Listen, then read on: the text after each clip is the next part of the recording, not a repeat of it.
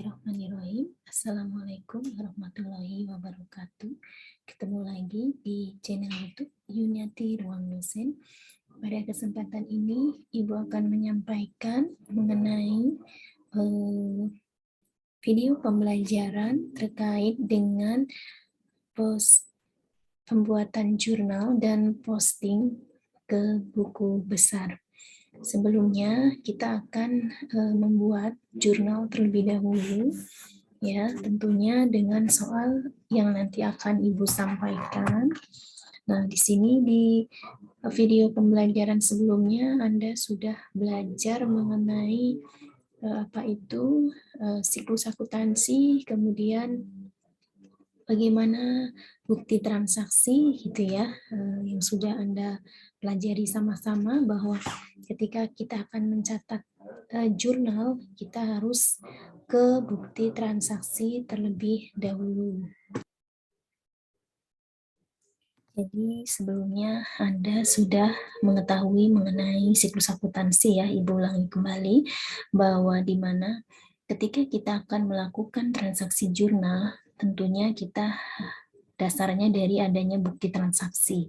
Nah, berbicara bukti transaksi, Ibu ulang kembali materinya bahwa bukti transaksi ini itu dapat berupa dokumen intern, ya, yang dibuat oleh perusahaan itu sendiri, atau bisa pula berupa dokumen eksternal yang dibuat oleh pihak luar. Nah, bukti transaksi yang dibuat oleh pihak eksternal secara formal itu tentunya akan lebih kuat kedudukannya dibandingkan dengan dokumen yang dibuat oleh pihak internal perusahaan. Nah, kita ke bukti transaksi intern. Bukti transaksi intern ini adalah bukti transaksi yang khusus tentunya yang dibuat oleh intern dan untuk intern perusahaan. Yang termasuk bukti intern contohnya bukti kas keluar atau cash voucher. Nah, bukti kas keluar ini adalah tanda bukti bahwa perusahaan telah mengeluarkan uang tunai seperti pembelian dengan tunai atau pembayaran gaji karyawan, kemudian pembayaran utang, dan pembayaran pengeluaran yang lainnya. Nah, kemudian ada juga bukti kas masuk. Nah, bukti kas masuk ini adalah tanda bukti bahwa perusahaan telah menerima uang secara cash atau secara tunai.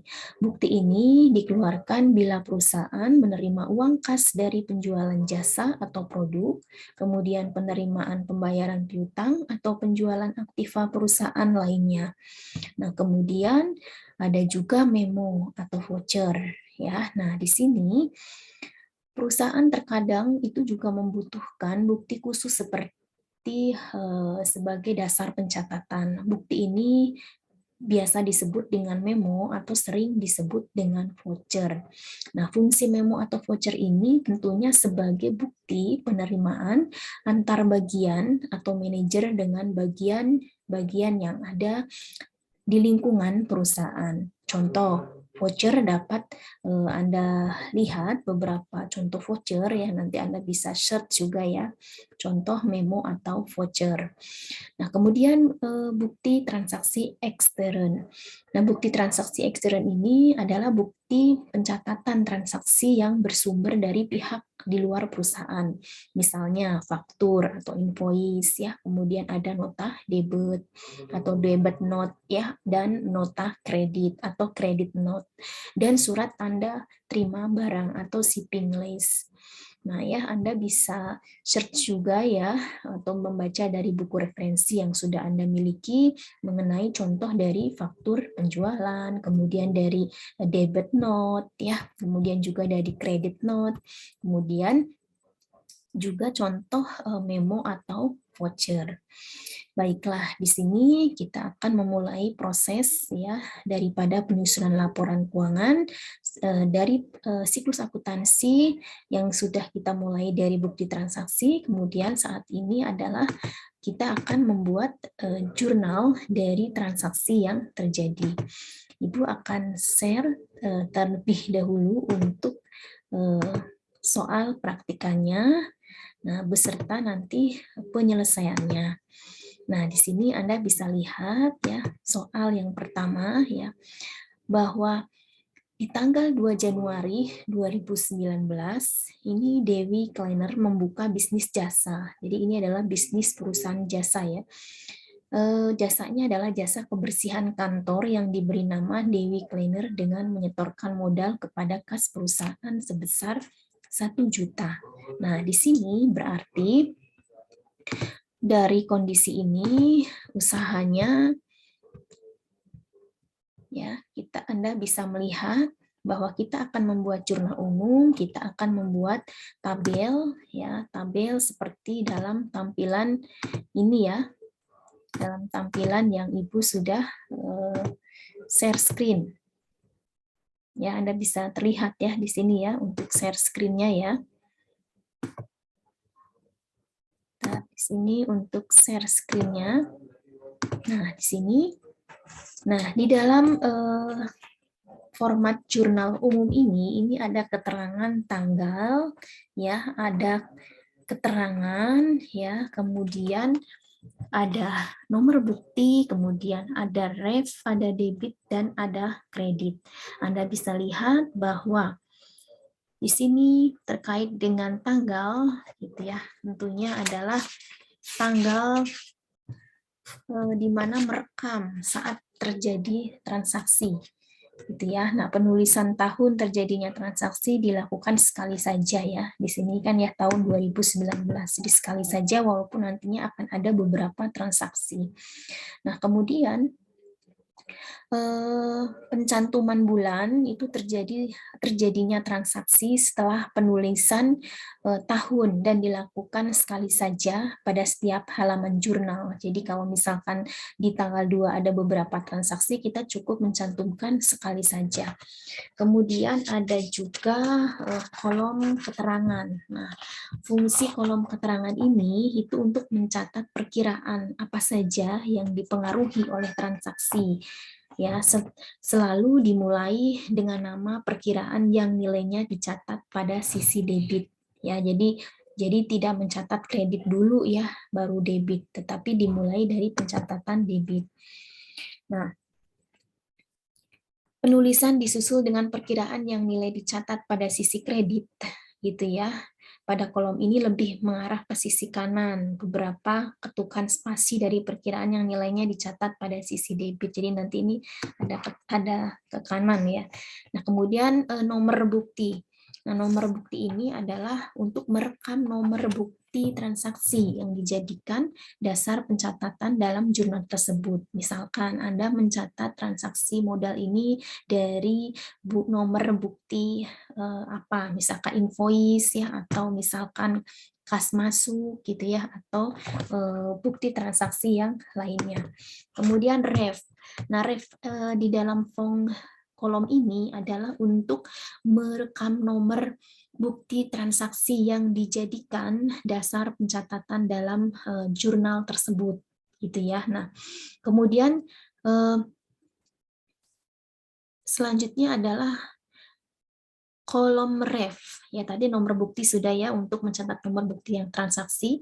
Nah, sekarang kolom ref. Nah, kolom ref ini adalah untuk mencatat nomor kode masing-masing perkiraan sehingga akan memindahkan dalam proses pengelompokan ya ke dalam buku besar atau posting itu supaya lebih mudah.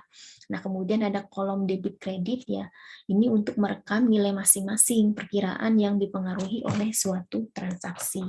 Nah, jadi Anda juga sudah disampaikan sebelumnya terkait dengan kode kon ya. Nanti Anda juga bisa baca di halaman 59 buku referensi bahwa untuk ref di sini akun itu ya, aset itu adalah dengan kode akun 1 ya, kewajiban 2, kemudian modal 3, pendapatan 4, beban 5 gitu ya. Nanti Anda bisa baca lebih detail lagi.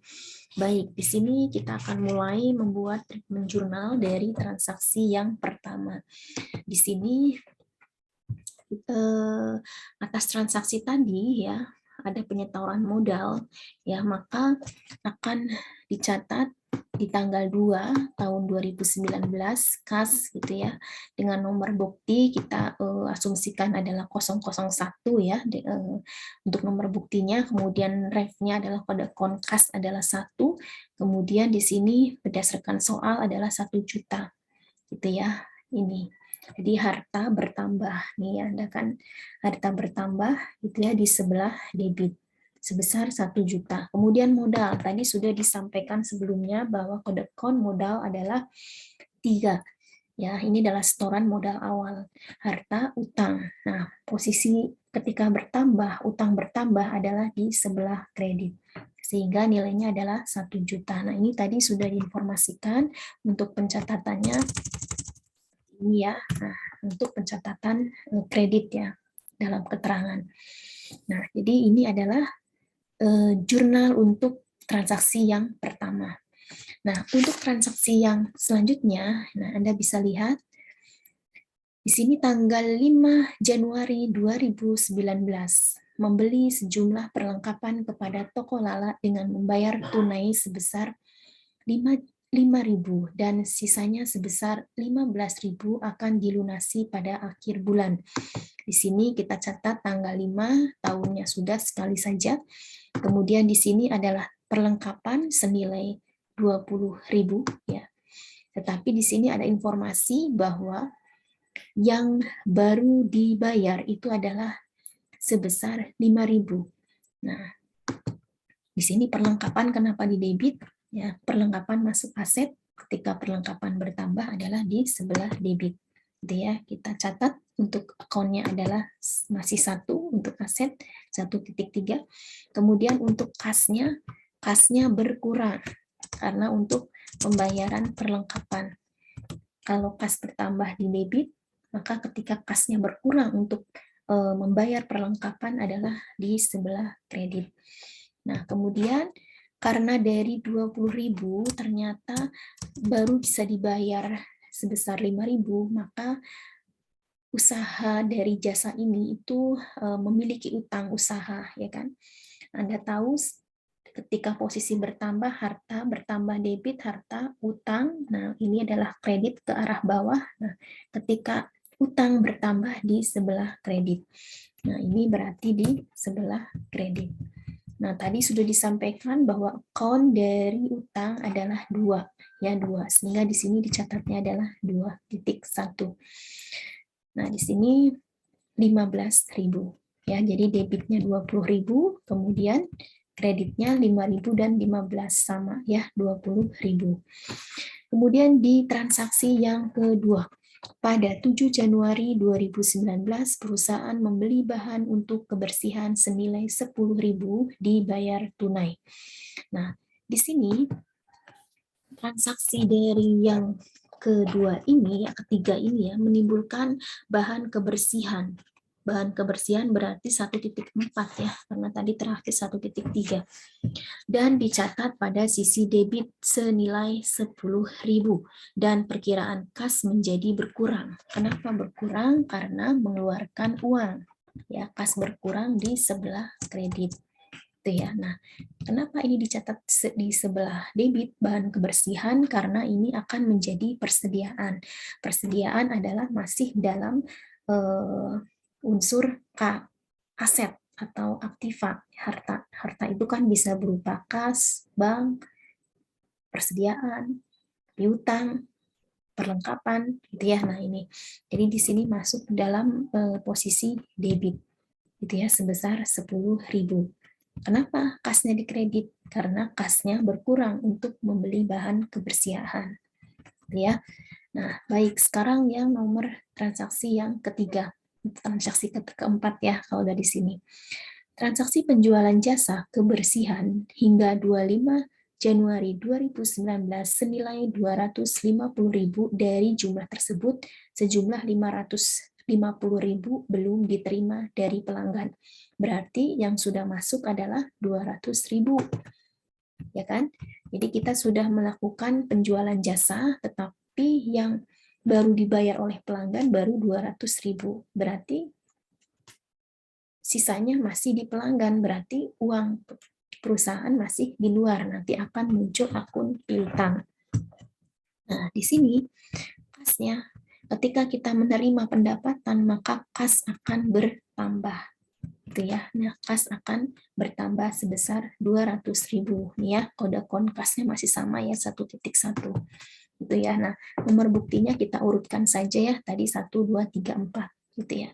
Nah, kalau misalkan berdasarkan kondisi ternyata berdasarkan kas masuk dengan nomor buktinya misalkan dengan kode ya 0 KM04 misalkan, itu Anda tinggal menginput saja di sini ya nomor buktinya berapa. Jadi disesuaikan dengan bukti transaksi, dengan nomor bukti transaksi. Nah, kemudian karena dari 250.000 ternyata 50.000-nya itu belum diterima oleh perusahaan, maka akan muncul akun piutang. Kenapa muncul akun piutang? Karena uang perusahaan masih di luar atau masih di belanggan, tetapi sudah masuk dalam pendapatan. Gitu ya. Makanya muncul akun piutang jasa. Anda tahu bahwa piutang juga masuk dalam kategori aset, ya harta ketika bertambah di sebelah debit. Gitu ya. Kemudian penjualan jasa sebesar 250.000. Kenapa 250.000? Anda tahu di soal bahwa diketahui penjualannya adalah 250.000, penjualan atau pendapatan bertambah di sebelah kredit. Harta, utang, modal, pendapatan. Nah ini nih, posisi ke bawah seperti ini adalah posisi kredit. Jadi ketika pendapatan atau penjualan bertambah di sebelah kredit. Kemudian di transaksi yang keempat atau kelima, pada tanggal 27 Januari 2019 telah dicatat beban usaha berjumlah 100.000, masing-masing sebagai berikut. Beban gajinya 50.000, pembayaran dilakukan pada tanggal 1 bulan berikutnya, Februari 2019. Kemudian beban listrik 25.000 telah dibayar tunai. Beban air 25.000 telah dibayar tunai. Nah, dari sini kita akan mencatatnya. Untuk JV, nomor buktinya kita dengan JV01 ya. Di sini beban tadi sudah diinformasikan adalah kode konnya 5. Nah, di sini berarti beban gaji. Kenapa beban gaji? Karena di sini beban gajinya diketahui 50.000. Harta, utang, modal, pendapatan, beban. Ini ketika beban bertambah di sebelah debit. Ya, berarti bebannya adalah 50.000. Kemudian karena ini dibayarnya adalah tanggal 1 bulan berikutnya, berarti masih dalam kategori utang. Jadi namanya utang gaji. Kenapa utang gaji? Ya karena belum dibayar, dibayarnya nanti. Nah, berarti muncul akun utang gaji. Nah, di sini ya. Muncul akun utang gaji. Nah, ini harusnya 2.2 ya. Ini kan tadi 2.1. Nah, berarti di sini adalah 2.2. Ya, ini 2.2. Nah, berapa utang gajinya? Utang gajinya adalah sebesar 50.000. Gitu ya.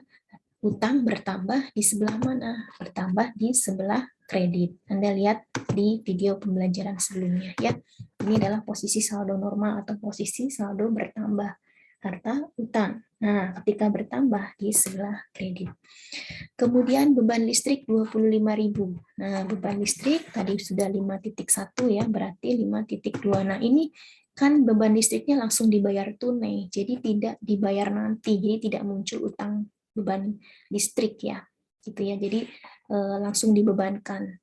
Nah, tentunya ini nomor buktinya bukti kas keluar ya. Kita urutkan dari yang tadi 04 kemudian 05. Gitu ya. Kemudian beban listrik berapa? 25.000. Ya, ketika beban bertambah di sebelah debit sebesar 25.000. Kemudian beban air juga 25.000, 5.2, kemudian 5.3. Nah, kasnya berkurang berapa? Kasnya berkurang sebesar 50.000 gitu ya, karena yang dikeluarkan di kas. Gitu ya. Nah, ini seperti itu. Kita lanjutkan. Kemudian kita ke transaksi yang selanjutnya, yaitu transaksi yang ke-5 atau ke-6 ya. di mana pada akhir periode 31 Januari 2019 tercatat pemakaian bahan kebersihan sebesar 5.000 pada saat yang sama, utang usaha yang jatuh tempo sebesar 15.000 di sini dibayarkan ya, tentunya di transaksi yang ke-5 ya. Nah, di sini nih ya. Namun perusahaan hanya membayar utang usahanya sebesar 10.000. Jadi dari utang usaha 15.000, nih ya, perusahaan baru bisa membayar sebesar 10.000. Ya, kita lihat di sini pertama adalah beban bahan kebersihan. Beban bahan kebersihan di sini adalah 5.000. Ya, jadi beban bertambah berarti di sebelah debit ya. Ini jurnal vouchernya 02 ya, lanjutan dari yang sebelumnya. Kemudian beban kode akunnya adalah 5.4 lanjutan dari yang sebelumnya. Ini adalah sebesar 5.000 ya. Kemudian untuk beban bahan kebersihannya adalah 5.000. Kemudian beban kebersihannya adalah 5.000. Jadi ini terkait dengan pemakaian bahan kebersihan tadi di transaksi yang ke tanggal 7 ini ya, 10.000 ini. Gitu ya, bahan kebersihan dari 10.000 terpakailah 5.000. Gitu ya. Nah, kemudian di sini adalah di pembayaran utang usaha. Ya, utang usaha ini adalah utang berkurang. Berarti utang berkurang di sebelah debit. Ya, ini lanjutan ya, 06. Kemudian utang kodenya 2, kemudian utang berkurang di sebelah debit 10.000. Kemudian untuk membayar utang maka kasnya berkurang sebesar 10.000, sehingga kas berkurang adalah di sebelah kredit. Ya, kemudian transaksi yang terakhir. Pada akhir periode 31 Januari 2019, pemilik Nona Dewi mengambil uang tunai dari perusahaan keperluan pribadi sebesar 50.000. Nah, ini Anda bisa lihat bahwa atas transaksi ini, gitu ya, nanti kasnya akan berkurang karena untuk pengeluaran PREV ya di sini ya, sehingga ketika kas berkurang pasti di sebelah kredit ya. Kemudian PREV Dewi ini adalah nomor buktinya 07, kemudian ini adalah masih di modal ya, berarti akunnya 3 ya. Kemudian ini adalah sebesar 50.000 di sebelah debit. Kemudian kasnya berkurang di sebelah kredit. Baik. Nah, berarti kita sudah membuat jurnal sampai dengan tanggal 31 tahun 2019. Nanti kita akan lanjutkan dengan buku besar. Ada satu informasikan bahwa di tanggal 31 ini tadi kan ada 5.000 ya untuk beban bahan kebersihan ya. Nah, ini tercatat di buku referensi adalah 50.000 ya. Yang betul adalah kreditnya 5.000. Jadi debit kreditnya harus sama. Ini typo ya yang di buku referensi. Yang betul adalah 5.000. Baik. Ini kita sudah lakukan pencatatan jurnal tentunya dari dasar bukti transaksi yang terjadi. Nah, setelah itu kita akan melakukan posting ke buku besar ya. Jadi di video pembelajaran yang selanjutnya kita akan memposting ke dalam buku besar. Oke, video pembelajaran terkait dengan pencatatan jurnal, Ibu cukupkan sekian. Mohon maaf apabila ada kekurangan. Bila ada pertanyaan bisa di chat atau bisa di WA. Sekian, wassalamualaikum warahmatullahi wabarakatuh.